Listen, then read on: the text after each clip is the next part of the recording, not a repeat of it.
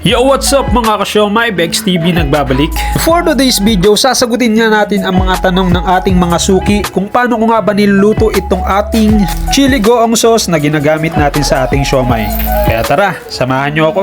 At so, ayan, kakauwi ko nga lang yan galing sa palengke. Nabili nga pala ako ng mga sangkap. Pero bago ko gawin yan, ay mag-aalmusal muna ako ng tinapay na to. At syempre, magkakape. Para nun sa gayon ay meron tayong lakas sa araw-araw. At pagkatapos kong mag-almusal ay sinimulan ko agad magtanggal ng tangkay ng sili. Kaya ayan, binilisan ko na gamit ang time-lapse.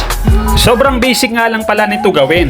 Kaya nga lang, sa sobrang dami ay kailangan yung paglaanan ng oras.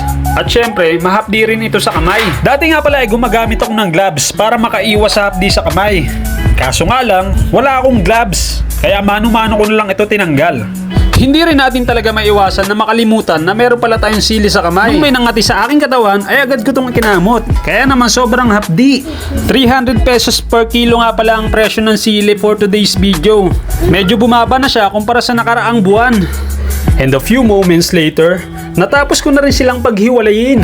Kaya naman, ilalagay na natin sila sa food processor na siyang magigiling sa ating mga sili para pinong-pino ito. At pagkatapos naman ay maglalagay lang tayo ng mantika sa ating lutuan. Papainitin lamang natin ito. Pagkatapos ilalagay na ang sili. Hintayin lang natin siyang matusta, kagaya nito. At pagkatapos naman ay isusunod na natin ang ating nabiling alamang.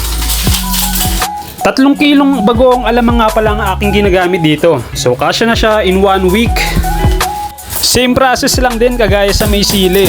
Piprituin lang natin ito ng matagal hanggang sa maging golden brown.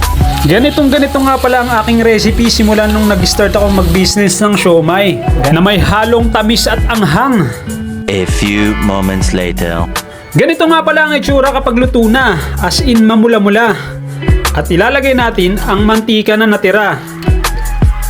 Yung asukal na nilagay ko pala rito guys is yung negro para sobrang ganda ng kulay. At nilagyan ko rin siya ng suka para matanggal ang lansa at saka para humaba ang kanyang buhay.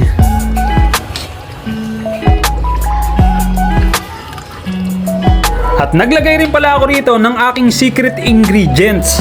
Comment down below guys kung alam nyo to. Dahil natikman ko, medyo maalat pa ng konti.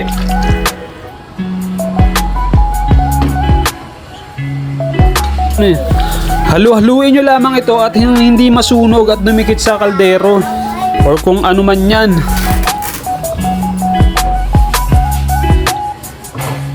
And finally, natapos na rin ang ating chili goong.